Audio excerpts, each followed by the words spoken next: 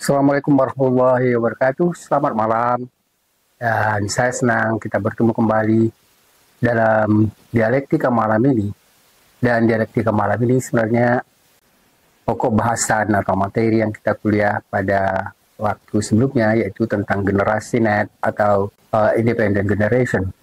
Teman-teman sekalian, ini sebenarnya tema lanjutan, dan tema ini sebenarnya termasuk saya ambil dari beberapa buku, dan teman-teman sebenarnya mungkin saya selalu mencoba untuk memperoleh sumber-sumber itu dari buku-buku terkenal, ya, buku-buku, dan ini terbit tahun 2008, ya.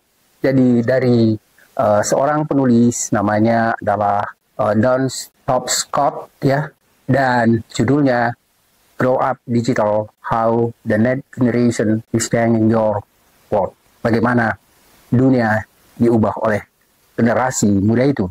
Teman-teman sekalian, yang menarik di sini adalah ketika misalnya Scott ini, ya, justru sebenarnya memukakan istilah yang berbeda dengan yang biasa digunakan oleh ilmuwan lain, dan dia tidak menggunakan misalnya apa yang disebut dengan generasi Z, tetapi dia menggunakan istilah generasi net generation.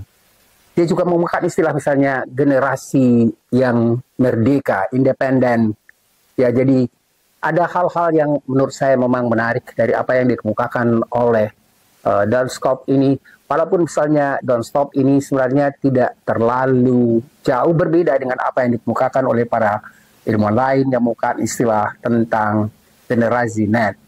Teman-teman sekalian, tadi saya katakan bahwa buku ini diterbitkan pada tahun 2008, dan Anda bisa lihat kembali itu misalnya pada bahan yang disampaikan beberapa hari yang lalu. Dan sekarang kita lanjutkan dengan mencoba memperkenalkan generasi independen itu, atau generasi yang tadi disebut, ya, bukan generasi, ya, bukan menyebut istilah generasi Z.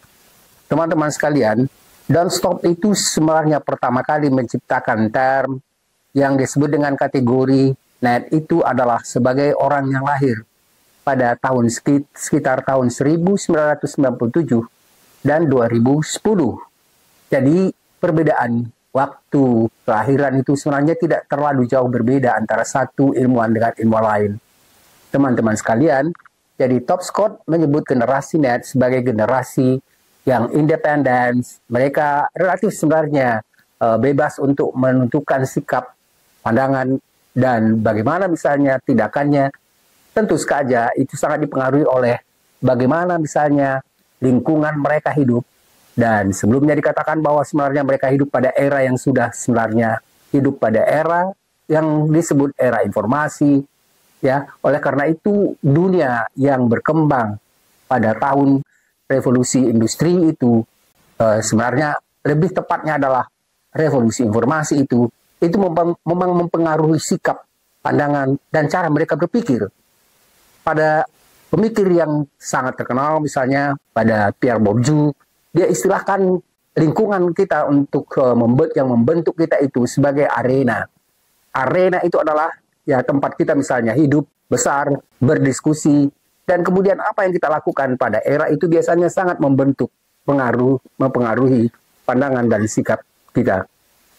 Jadi yang pertama dikatakan bahwa karakteristik berikut ini itu adalah sebagai karakteristik yang sering dimiliki oleh generasi net itu. Yang pertama adalah akses informasi dan teknologi yang mereka sangat luas sekali, yang pertama sekali berhubungan dengan permasalahan internet. Teman-teman sekalian, jadi mereka sudah hidup dalam suasana teknologi informasi. Jadi internet dan teknologi digital itu adalah memungkinkan mereka untuk mencari informasi dan masalah secara mandiri tanpa tergantung pada sumber-sumber lain. Apalagi misalnya sumber yang sifatnya tradisional. Dan mereka tidak begitu tertarik misalnya mencari data-data di perpustakaan seperti misalnya generasi saya dulu yang selalu sebenarnya mencoba untuk mencari informasi itu di perpustakaan-perpustakaan. Jadi sekarang boleh dikatakan perpustakaan itu mulai sebenarnya sepi karena generasi net ini lebih senang memperoleh informasi dan lebih cepat memperoleh informasi melalui internet dan itu tanpa dibatasi oleh misalnya universitas atau oleh perpustakaan-perpustakaan dimanapun. Jadi yang pertama tadi dikatakan bahwa ya generasi net itu adalah generasi yang memperoleh dan mudah sekali mereka mendapatkan akses informasi dan teknologi untuk misalnya memperluas wawasan mereka. Dan yang kedua adalah keterampilan mereka ya dalam beberapa hal, misalnya membantu mereka untuk mengatasi berbagai macam masalah. Masalah-masalah yang mereka hadapi, biasanya mereka coba misalnya diskusikan dengan temannya, tetapi itu lebih mudah sebenarnya mereka cari.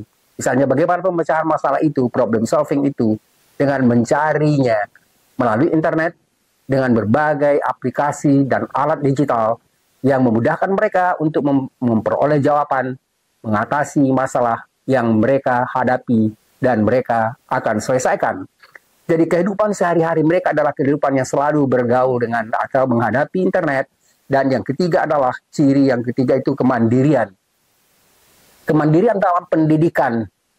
Kemandirian dalam generasi ini lebih cenderung mencari dan memanfaatkan sumber-sumber daya pendidikan itu. Jadi pendidikan yang sifatnya tidak selalu misalnya pendidikan yang sifatnya formal, tetapi mereka juga sering sekali mencari pendidikan alternatif seperti misalnya kursus online atau tutorial melalui video dan platform pembelajaran mandiri yang memberi kesempatan mereka untuk bisa lebih bebas dan mengontrol waktu yang sesuai dengan kebutuhan dan keperluan mereka. Dan ini adalah suatu proses belajar yang sebenarnya memberikan ruang bagi mereka untuk lebih bebas memilih apa yang mereka lebih sukai dan senangi.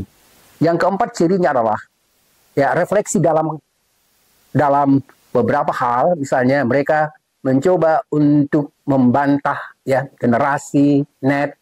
Mereka misalnya bisa melakukan pemilihan jalur ya karir. Dan biasanya mereka sebenarnya tidak begitu senang untuk mengikuti jalur-jalur yang sifatnya tradisional. Dan mereka bekerja sebenarnya lebih secara bebas, kemudian menggunakan alat-alat yang berupaya, yang menggunakan misalnya memperoleh alat-alat itu atau apa yang mereka perlukan melalui internet dan lebih banyak. Mereka memperoleh kebebasan dan kemandirian dalam memilih bekerja dan memilih misalnya apa yang ingin mereka lakukan. Kesadaran dan partisipasi sosial generasi net ini memang sering sekali mereka membuat mereka terlibat dalam isu-isu yang sifatnya sosial dan mereka senang sekali misalnya mengikuti masalah yang sifatnya bukan hanya sosial dan lokal atau nasional, tetapi juga sangat tertarik untuk mengikuti permasalahan yang sifatnya global.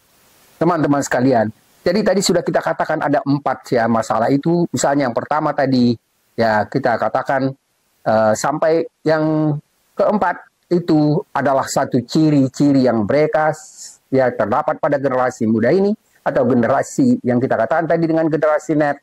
Dan yang keenam adalah pengembangan diri. Teman-teman sekalian, pengembangan diri mereka bersifat sangat proaktif dalam pengembangan diri mereka. Baik misalnya dalam keterampilan yang sifatnya proporsional, maupun misalnya hal-hal yang memang sesuai dengan keinginan pribadi.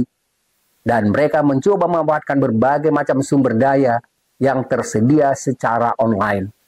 Jadi kita bisa melihat sekarang memang sangat jauh sekali perbedaan antara generasi yang kita sebut tadi dengan generasi net. Atau juga misalnya ada yang menyebut dia dengan generasi yang generasi lain ya, generasi Z. Tapi mereka sebenarnya mempunyai ciri-ciri yang relatif sama. Dan karakter ini membuat generasi net atau generasi independence itu sebagai generasi yang lebih mandiri dari dan dibandingkan dengan generasi yang sebelum mereka. Dan generasi net ini adalah generasi yang sebenarnya mencoba ingin mandiri dan mencoba untuk menentukan sikap dan pandangan mereka secara lebih otonom. Teman-teman sekalian, ada hal yang sebenarnya menarik juga dari pandangan atau sikap dari generasi net ini, yaitu keinginan mereka untuk bisa bekerja sama karena mereka biasa bermain dalam bentuk ya tim, dan kemudian mengerjakan sesuatu secara kolaboratif, secara kerjasama, dan itu sebenarnya membuat mereka sangat mudah sekali bergaul dan bisa menyesuaikan diri dengan kondisi-kondisi yang mereka hadapi. Teman-teman sekalian, jadi kita sudah mengikuti misalnya dan melihat beberapa hal yang ciri-ciri yang terdapat pada generasi net ini, dan generasi ini sebenarnya generasi yang sekarang justru juga menjadi permasalahan karena sering sekali dikatakan bahwa banyak sekali dari generasi net ini mereka sulit untuk mendapatkan kesempatan kerja karena sekarang memang masalah-masalah untuk memperoleh kesempatan kerja itu juga terlalu mudah, tidak begitu mudah, dan kemudian itu adalah masalah sehingga sering dikatakan bahwa cukup banyak misalnya generasi yang sekarang kita sebut sebagai generasi net itu mereka juga sebenarnya ya bingung sekali untuk dapat atau memperoleh pekerjaan, apalagi pekerjaan yang sesuai dengan minat mereka. Oleh karena itu sering sekali dikatakan bahwa generasi net ini memang banyak sekali mencoba untuk mencari ya pekerjaan-pekerjaan yang sesuai dengan yang dan berkaitan dengan permasalahan yang sifatnya internet atau dunia virtual. Teman-teman sekalian, jadi tadi kita sudah menjelaskan misalnya ya tentang ciri-ciri generasi net itu, dan teman-teman sekalian, generasi ini adalah generasi yang memang mestinya harus dipikirkan, dibantu untuk mereka bisa berkembang, dan kemudian dibantu juga bagaimana misalnya situasi yang memungkinkan mereka bisa beradaptasi dengan kondisi-kondisi yang berkembang sekarang ini. Kalau untuk itu mungkin mereka lebih mudah, tetapi yang perlu juga kita pikirkan adalah generasi atau orang tua secara mereka mencoba untuk memahami jalan pikiran dan bagaimana sikap mereka, karena sikap dan jalan pikiran mereka adalah jauh berbeda dengan generasi yang sebelumnya atau dengan orang tua mereka sendiri atau dengan saudara-saudara mereka sendiri, karena mereka hidup dan berkembang pada situasi yang berbeda dengan generasi yang sebelumnya. Teman-teman sekalian, jadi kita sudah membicarakan sebenarnya bagaimana generasi yang kita sebut tadi dengan generasi net ini bisa menyesuaikan diri dengan situasi dan kondisi yang berkembang, dan itu sebenarnya yang kita sebut sebagai yang membentuk sikap mereka dan cara berpikir dan bertindak mereka.